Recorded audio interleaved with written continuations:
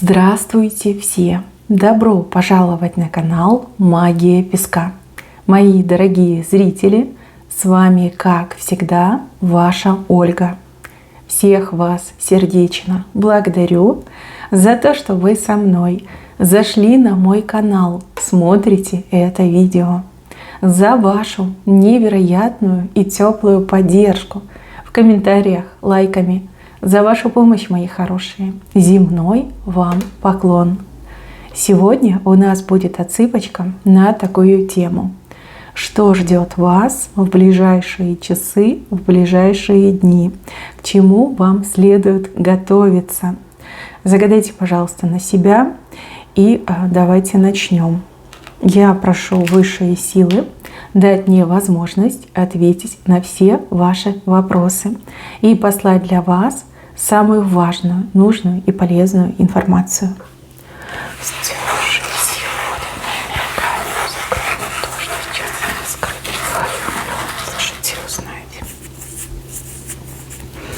Так, мои хорошие, отсыпочка у нас вышла. И давайте пойдем по порядку. Начнем с корня рисунка. В корне рисунка нам показывают человека в какой-то акробатической позе. Стоит, значит, этот человек вверх ногами, да еще и на одной руке. Кто-то очень сильно будет стараться, чтобы вы обратили на него внимание. Если смотрит женщина, то мужчина будет стараться. Если смотрит мужчина, то женщина. Тут такие акробатические этюды, тут такое представление цирковое, либо театральное. Слушайте, диву будете даваться, вот на что способен человек. Да? Голь на выдумку хитра, хочется так сказать. Кульбиты просто какие-то необычные. Очень человек старается, ищет вашего расположения, ищет вашего внимания. Это может касаться и любви, и личных отношений, и также, например, дружеских, либо деловых. Прям очень-очень сильно вы понадобитесь этому человеку. Будет привлекать внимание, как сможет, как сумеет и вообще на что способен, да, покажет. Вот, очень потешное зрелище. Вижу, что вам будет интересно за всем этим наблюдать. Ну и опять же, человек подтвердит, что действительно вас заинтересован, что это не просто что-то пустое, надуманное, а это действительно желание с вами сблизиться, желание с вами там дела иметь, либо любовь крутить. У каждого ведь будет по-своему. И еще, мои хорошие, показывают, что вам придется драться. Надеюсь, что не в прямом смысле, хотя и в прямом, может быть. Придется вам себя отстаивать, придется вам свою силу показать. Тут либо какие-то конкретные действия, либо какие-то придумки, задумки. С левой стороны. Тут либо кто-то на ваше претендует, либо кто-то пытается вас щемить, теснить. В общем, мои хорошие, не ожидая вы драки, в драку вступите. Тот, кто вас провоцирует, явно не в своем уме, либо лишился рассудка человек. Вы гораздо сильнее, вы гораздо умнее, и эта провокация закончится полным поражением того, кто провоцирует. Человек еще пожалеет о том, что с вами связался, что на вас, грубо говоря, рыпнулся, в таком ключе. Да, дадите вы такой отпор, что все ахнут, охнут. Да, вы настолько ярко себя проявите, что больше никто и думать не будет, что можно как-то что-то оспаривать, либо ваше себе пытаться забрать. Прям как отчаянный лев будете сражаться, либо львица.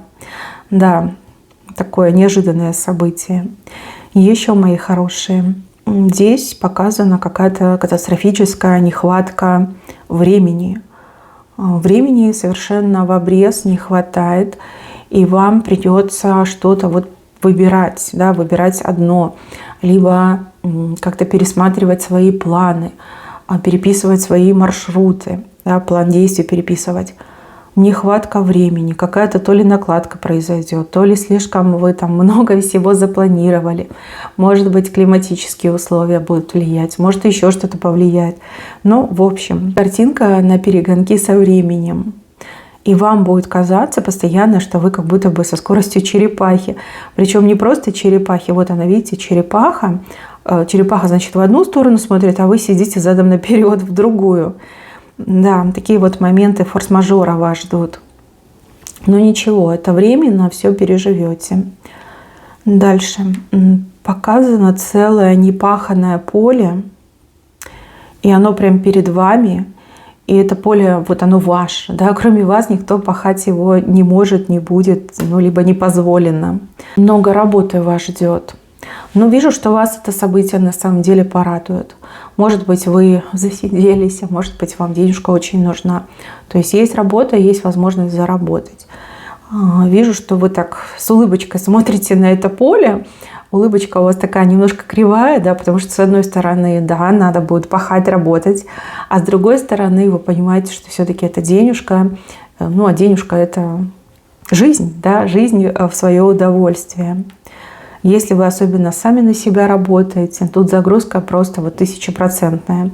Если вы работаете на кого-то, то работы будет много, и вам, скорее всего, будут обещать хорошее вознаграждение, больше, чем обычно, ну, либо какую-то надбавку, не знаю, процент от суммы, может быть, там, внеочередную премию, да, в таком ключе.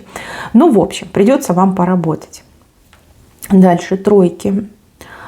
Момент, когда вокруг собираются тройки. У вас здесь 3 тройки, причем 2 перед глазами и 1 у вас получается по левую руку. По левую руку. Тройки — это друзья, это общество, это коллектив. И тройки также говорят о знаниях. То есть будут люди учиться как у вас, так и вы у кого-то будете учиться. Сотрудничество с вами и ваше с кем-то. Работа в коллективе и работа с какими-то, может быть, отдельными лицами, но опять же по тройке, да, взаимное сотрудничество тогда у нас происходит. Люди постоянно окружают люди, и вы в обществе людей крутитесь. Но это неплохо, это хорошо. Здесь больше опыта пойдет. Здесь опять же вы, может быть, что-то вспоминаете, когда других будете обучать. Наладятся связи. Тройки — это хорошо. Особенно в таком положении. Так, а здесь вас неприятно удивят 2 персонажа. В самом центре, смотрите, сидит собачка такая грустная, понурая, ушки повесила, нахмурилась, отвернулась ото всех. И 2 человека пытаются эту собачку, ну, привести в чувство. Да, они ее гладят, говорят: ну что ты, да, прекрати, все нормально. У кого-то отыграется бывший поклонник либо поклонница. Ну и также, возможно, человек, с кем вы поссорились, но раньше дружили, общались. У этого человека найдутся заступники, которые придут к вам и начнут вам говорить, какая вы плохая, либо какой вы плохой, как вы бедную собачку обидели, собачка теперь грустная, не кушать никак не хочет, и вообще, что это за дела, да, зачем вы обижаете? И вы такая: ничего себе, да. То есть и вам еще придется оправдываться, да, почему вы собачку, видите, обидели. Очень похоже, что это ваши близкие друзья, либо близкие родственники, да, которые придут и скажут: ай-яй-яй, собачку обидела, как ты могла? И вы такая: ничего себе, что вы не знаете, что между нами произошло? Никого я не обижала. Это я была обижена, но я это не афишировала. Да, здесь еще может кто-то на вас нажаловаться, причем нажаловаться так, как будто бы человек обижен, да, несправедливо обижен. Там бывший может рассказывать истории, что вы такая-сякая, там гоняли его, как Сидорова козла. Ну, либо тот, кто провинился, может говорить: да нет, я ни в чем не виноват, это все она там неправильно поняла, в таком ключе. Ну, в общем, без вины виноватые окажетесь. Это очень такое непростое событие скандального характера, но вы, пожалуйста, не ругайтесь, знайте, что эта собачка еще тот лицемер, либо лицемерка, и просто играет свою роль до конца. То есть человек, не желая признавать свои ошибки, хотя осознает свои ошибки, надел маску жертвы. Да? Я такой добрый друг, да, я несчастная собачка, меня обидели, да, меня прогнали, лишили возможности быть рядом. Да, кто-то на вас нажалуется. И люди, как ни странно, поверят и придут к вам с претензиями, как так вот обидела. Неприятненько, конечно, но я думаю, вы переживете. Вы найдете те самые аргументы, которые позволят все расставить на свои места.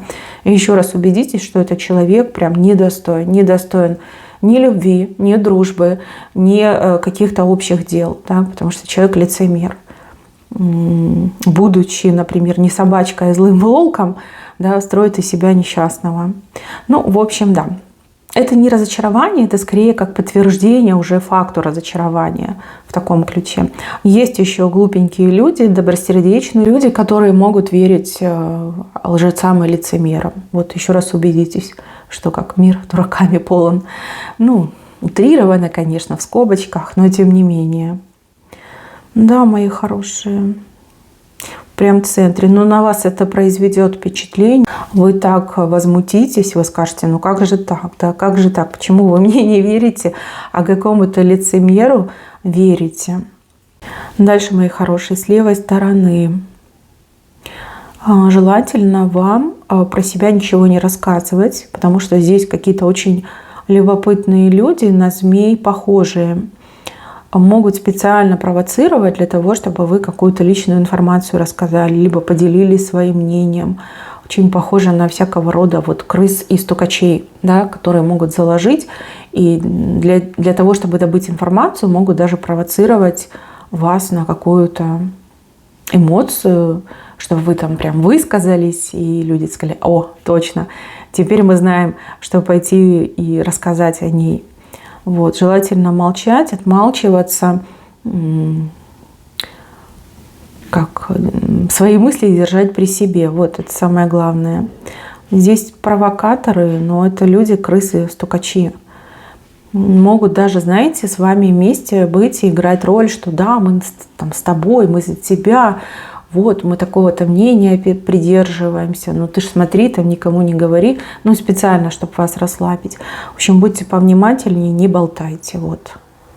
Это важно. В ближайшие 2-3 дня лучше прям быть рыбкой во всех смыслах этого слова. Не общаться, не говорить. Кивайте головой, это прям самое идеальное. Вот, и желательно кивайте не впопад, чтобы никто ничего не понял, с чем вы соглашаетесь. Дальше. Человек, за спиной большая 8. Месяц. А вот здесь я спешу вас, мои милые, поздравить. 8 – это работа. Месяц, я так понимаю, что это день новолуния. Когда у нас новолуние? По-моему, 1 декабря у нас новолуние, если я не ошибаюсь. Просто загляните в календарики, лунные календарики. Понятно, что вы все разные. И в зависимости от континента, да, новолуние наступит в разные дни. Вот, за спиной. Кто искал работу, кто искал подработку, я вас поздравляю. Здесь явные признаки того, что вы найдете, либо уже нашли. 8 за спиной, прям близко-близко. Видите, вот вы стоите, не видите эту 8. 8 прям близко-близко подошла. И вот он месяц. То есть работу вы согласуете сейчас, ну, буквально там с минуты на минуту, со дня на день, а к работе приступите с новолуния. То есть посмотрите, когда новолуние, вот в эти дни приблизительно вы и приступите к работе. С правой стороны это очень хороший знак. Вижу, что работа идет славная, работа идет по душе. И на этой работе, видите, птицы о вас начнут говорить. То есть вы себя там очень в короткие сроки и покажете, и проявите. Люди будут ходить, охоть-ахоть, восхищаться. И, возможно, на этой же работе вам будут предлагать нечто получше, покруче, нечто посерьезнее, скажем так. Может быть, вас сначала возьмут там на какую-то должность, не совсем казистую, но буквально, когда вы себя проявляете, люди такие: о, да, она профессионал, либо он умничка, да, очень классный, давайте будем повышать, давайте будем переводить. То есть сначала предлагают одно, а по итогу понимают, что вы созданы для другого, и другое вам предлагают. Ну и также по этим птицам здесь и вы будете довольны, и ваш работодатель вами будет доволен. Может быть, предлагают временную работу, либо подработку, потом понимают, что нет, такого специалиста нужно брать, причем на полный контракт, и никуда тебя не отпускать. Смотрите, это либо вы, либо кто-то из ваших близких. То есть человек буквально уже нашел работу. Работа уже в кармане, работа хорошая. То есть даже не стоит сомневаться, нужно идти и работать. Все будет замечательно. Дальше, мои хорошие. Но здесь такой знак, обычно так отыгрываются происки мошенников. Мошенничество в чистом виде, мошенничество там, по телефону, в интернете, вот просто буквально на улице. Встреча с мошенниками, либо какие-то мошеннические схемы. В общем, будьте поосторожнее, все подозрительное проверяйте, отсекайте, не верьте на слово. Особенно, знаете, любят там из банков звонить, либо из каких-нибудь там учреждений, организаций. Тем более в наш мир что угодно можно придумать, поделать. Будьте повнимательней, берегите себя и помните, что мошенники, они буквально на каждом шагу. На каждом. Здесь нужно и самому бдеть, и своих близких беречь. Да, может быть, кто-то из ваших близких по невнимательности, либо по незнанию может с таким столкнуться. То есть заранее предупредите, заранее, грубо говоря, настройте человека, да, на такой контроль. Вот контроль всего, что ты видишь, с чем встречаешься. Вот, и договоритесь так, что взрослые люди, ну, кто постарше, да, старшее поколение, назовем так, не знаю, как подобрать культурнее слово, чтобы никого не обидеть, и дети. Вот в случае каких-то непонятных моментов, чтобы не боялись, не смущались, всегда звонили, созванивались с вами и проговаривали все, что с ними происходит. Вот это очень важно. Нельзя стать жертвой мошенников. Ни в коем случае, ни в коем случае. Мир полон мошенников. Абсолютно. Так, дальше. Здесь какие-то люди вас приглашают в свою компанию. Неожиданно для вас. Люди, с которыми раньше вы, например, не контактировали. Либо люди, которые там по рангу, по статусу гораздо выше, чем вы. То есть вы будете приятно удивлены и немножко сконфужены. Ну, потому что вы не привыкли с ними общаться, либо гулять. А может быть, потому что это какой-то совершенно другой уровень общения. Вы такая думаете, ну вот о чем я буду с ними говорить? Я там в театры не хожу, какие-то там консерватории не посещаю. Ну вот что мне с ними делать? Но вы, пожалуйста, не отказывайтесь. Они хоть и немножко отличаются от вас, но они очень душевные и добрые люди. Вот когда вы с ними будете в одном кругу, вы поймете, что это разница в интересах, разница в культуре, в общении. Это все стирается. То есть окажется, что они очень-очень земные, а вы, например, более возвышенный человек. И, возможно, даже вы в каких-то моментах их опережаете, давайте так скажем. В общем, душевная компания, приятные люди. И не отказывайтесь, не отказывайтесь. Это ваш шанс поменять среду. Это ваш шанс что-то в жизни своей поменять. Эти люди, они очень дружные, и они, ну вот как будто бы, не знаю, мушкетеры, да? Один за всех, все за одного. В общем, такое понятие у них, такие у них условия и такое отношение. Вам очень это понравится. Так что не отказывайтесь и смело идите. И еще, если вам предстоит знакомиться с родителями жениха, либо с родителями невесты, тоже не смущайтесь, будьте сами собой. Люди просто замечательные, душевные, теплые, добрые. Вам понравится, и вы им понравитесь. Это самое главное. И еще, мои хорошие, вижу какую-то добрую весточку издалека. Только не могу понять, от кого. То ли мужчина, то ли женщина, от кого-то, с кем вы давно, например, не виделись, не общались, не встречались, от кого давно вестей не было. Тут хорошая весточка прилетит. Хорошие новости, благие новости, так даже можно сказать. Но вам явно понравится. И еще показано, что вы воду будете качать. Вы знаете, как раньше колонки такие были. Нужно было подергать за ручку, и лилась вода. Качать воду – это хороший знак с левой стороны. Чего-то для себя добиться сможете. Не просто на словах, но и уже конкретное, да, действие, либо что-то материальное. Вот. Главное, дергайте эту ручку, да, не сдавайтесь. И поверьте, другим откажут, а вам дадут. Либо другим будет запрет, а вам как раз-таки наоборот разрешение. Здесь нужно проявить именно упорство и настойчивость. И тогда все вознаградится. Мои милые, на этом все. Берегите себя. Всем спасибо за внимание. Всем пока-пока.